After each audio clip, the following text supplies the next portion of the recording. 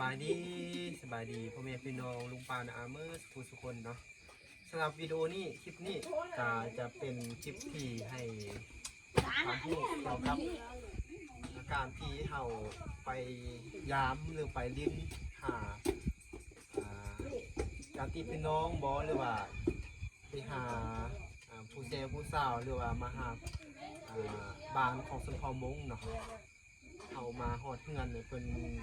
จะต้อนรับเฮาจังไดเนาะแล้วว่าอาหารการกินเพิ่นจะมีให้เฮากินแบบใดหั่นนะมื้อนี้ก็ถือว่าเป็นคลิปที่ให้ทุกท่านได้เบิ่งกันเนาะมื้อนี้ก็เลยว่ามาหาน้องเพิ่นเนาะเพิ่นจะเอาของกินมาหลายเลยเนาะเอาเดี๋ยวคืออันนี้เนาะคืออันนี้สมมุติว่าอันนี้จะเป็นอาหารการกินลายสมมุติว่าจะมียังเขาเจ้าก็จะแต่งอันนี้แหละเรียงบ่ได้คือข้าวเนาะข้าวนี่เขาจะกินแต่ข้าวเจ้าเนาะข้าวเหนียวเขากินเนาะกินแต่มีบ่ค่อยกินหลายบ่ได้เนาะข้าวเหนียวก็กินอยู่เนาะแล้วข้าวบ่ได้อีกต้องแม่นอันนี้เบิ่งอันนี้เนาะมาเฮือนคนมงเขานี่เนาะว่าอยู่ไสหรือว่าอยู่เหนือหรืออยู่ใต้นี่เขาต้องเอาน้ำนี่แหละน้ำมะลานี่แหละมาปะอันนี้บ่แม่นเอามาให้กินเลยบ่แม่นเอามาให้กินแบบกินน้ำนะเอามาให้กินกับข้าวมาเดี๋ยวนี้เราจะลองมากินน้ำเขาแบบน้ำมาน้องคนไหนเนาะเป็นประเพณีของชนเผ่ามงเขาเนาะอันนี้ผู้บอกมันเวลาเรากินน้ำกับกินข้าวเพื่อนมันเอาน้ำมาให้กินกันเพื่อมันฟื้นสบายบ่เรากินข้าวรามนี่เขียนคอเนาะกินคอเนาะเราน้ำกินมันลงท้องสบายแค่นั้นมาลองกินดูมันนี่มุ้งใส่แบบแบบมาใส่แบบนี้เอาน้ำใส่ก่อนเหรอเอาข้าวใส่แล้วจะเอานักกับข้าวใส่ก่อนเนาะโอ้อันนี้ก็เป็นครั้งแรกคือกันเนาะเป็นบ่าวลาวครั้งแรกคือกันที่มากินข้าวนำผู้สาวมงทั้งที่คันไผ่อยากเป็นเคยมงต้องเฮียนหูแบบนี้นะอันนี้เป็นประเพณีเลี้ยงบ่ได้เลยเนาะประเพณีแบบชนเผ่ามงเขาเนาะเป็นชนเผ่ามงที่ว่าเป็นประเพณีของเจ้าเนาะอยากเป็นเคยเขาต้องได้เฮียนหูอันนี้เนาะผู้ใดอยากเป็นเคยมงเนาะต้องได้กินข้าวน้ำเพิ่นแบบนี้นะเอาอันนี้ตัวคิดเอาน้ำไปใส่เนาะใส่แบบนี้แหละเนาะใส่ร้ายใส่น้อยก็แล้วแต่เฮาเนาะท่านว่าเขาบ่มีของกินตั้งอย่างเขากินแบบนี้เลยก็ได้เนาะเขาก็อิ่มกันเนาะอันนี้กินกับมะเขืออ๋อกินกับมะเขือก็ได้เนาะฮะกินไปเลยเราก็บอกน้ำใส่กันก็ปนน้ำหอมได้นะฮะว้าวจะซื้อนี่ละขวดซื้อเด็กจะซื้อเส้นบะหมี่อันนี้คือข้าวเนาะข้าวกินอันนี้บอกว่าชักกินข้าวใช่เห็ดลาเซ่ดำบะเซ่ขโมยมาเองนี่กิน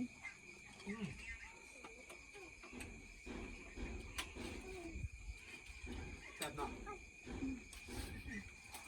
แต่ว่ามึงนี่ไอ้เหี่ยวแต่ว่าเขาเอามาเอาตีไอ้นางนี่แหละเนาะอันนี้เป็นการเรียนหูอันนี้เป็นความหูเนาะที่เขาอยากมาบอกนะอยากมาแนะนำจะเป็นเรื่องความรู้แต่ละฮิตพอเพดีของชนเผ่าต่างๆมันก็จะบอกคือกันนะอันนี้ก็คือว่าเพดีของชนเผ่าของเขาเนาะแต่มีเขากินเขาก็แค่ที่เขากินไล่เขาก็มาเพิ่มทานนี่แบบนี้เนาะอันนี้ก็ต้องขาดไม่ได้เคยกินมีของกินกับยาต้องมีน้ำแบบนี้เนาะ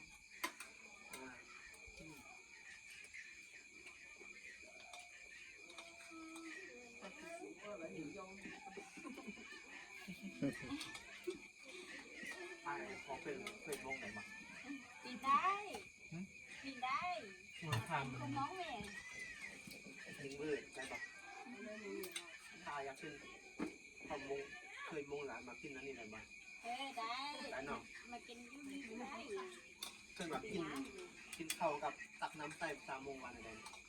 เจ็ดหมอนเจ็ดเด้หมอนเจ็ดเด้ มอนเจเด มอนเจเด หมอนเจ็ดเด้ มอมันเข้าเนาะเจมันตักอันนี้เนาะเจเดเจเดมันตักน้ำเนาะ ตัดน้ำตัดเด้ ตักน้ำมาใส่นี่มอนเจเด หมอนเจ็ดเด้ ถ้ามีคนถามมากินข้าวกับนังกินข้าวกับบอลเจเดกินข้าวกับน้ำเนาะ กินข้าวกันน้ำเราน้ำหมอนเจ็ดเด้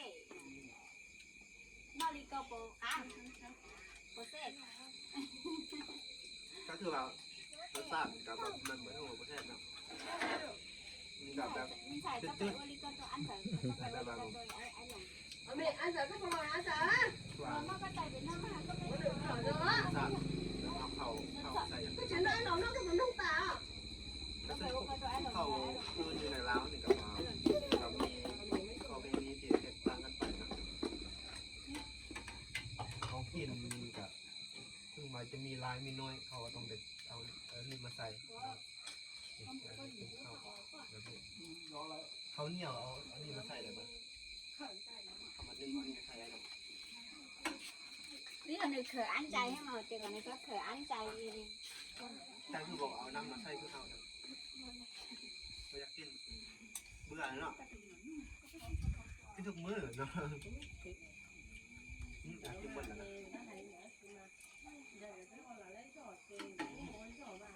นี่ไข่ขวดเวลา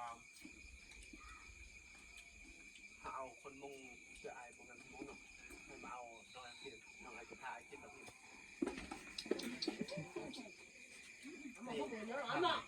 ถ่ายกินน้ำกินข้าวกับน้ำนั้นอยู่ cái lỗ lỗ nó mỗi đứa nó mỗi nè เนี่ยนั่นตัวไอ้บ่นี่หายแล้วอยู่จะที่ไหน เวลาผู้บ่าวผู้สาวร่วมกันเข้าเบาเนี่ย หลวงเจ้าน้ำหมอหลวงเจ้าน้ำหมอป๊าป๊าก็ไม่ได้หายไปแล้ว thì mình mất rồi á của nó được nó หลวงเจ้าน้ำหมอ เจ้าละมอ หลวงเจ้าน้ำหมอไอ้ยายฝากมากินข้าวแล้วกันหลวงเจ้าน้ำหมอ ถ้าเรากินอย่างที่นี่มันรองมันย้อนเลย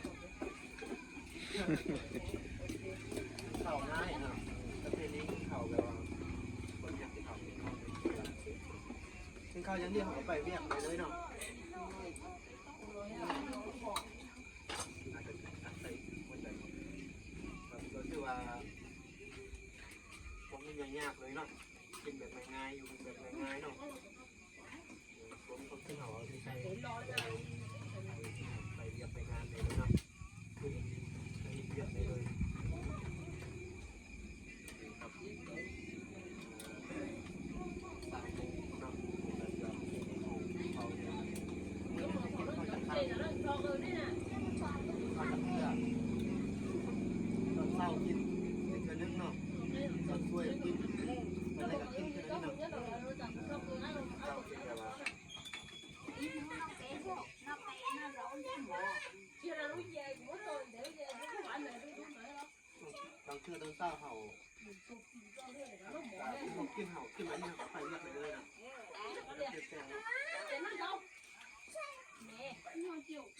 นี่แหละ ฟังคน การเข้าไปเนี่ย ผมก็เลยจะต้องคนจะได้หนอล่ะ กินกับน้องชายมันนั่นคือกินในนู้นหน่อยแต่เราแต่ว่ากินกับกินนำแต่ว่าอยู่เขาไปอยู่แบบเขาอยู่นะเขาบอกไปเลยที่ค่อยจะกินกับเพื่อนนะอย่ามานอกจากแล้วนอกจากนอกตา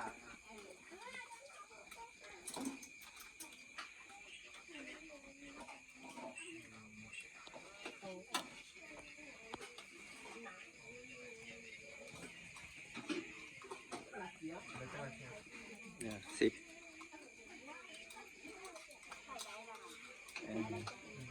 ได้แล้ว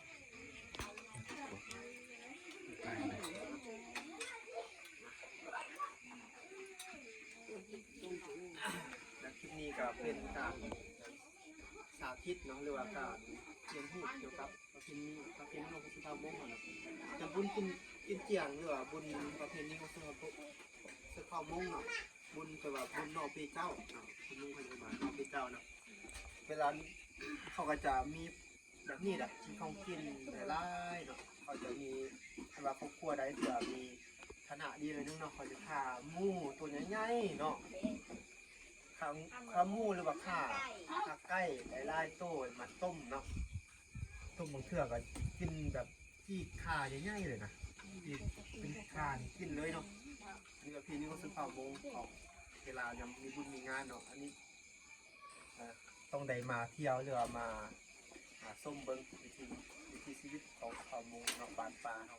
นี่เป็นวิถีชีวิตเรือประเพณีสุดข้าวมงแต่ดังเดิมมาเนาะมาเที่ยวต้องขณะเขาจัดจะแมนบุญประเพณีเขาจะแมนประมาณเดือน12 เดือนนึง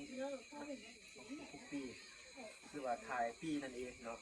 ครับอันนี้ก็ถือว่าเป็นการเที่ยวมาแนะนำเรือมาขึ้นเข้านำน้องๆกันเนี่ยจะเดี๋ยวเรามากินเบิ้งประเพณีของพระเจ้านะอยากขออนุญาตจะจบประมาณนี้เด้อเจอกันคลิปหน้าบ๊ายบายกล้องกันเจอกันคลิปหน้าเอา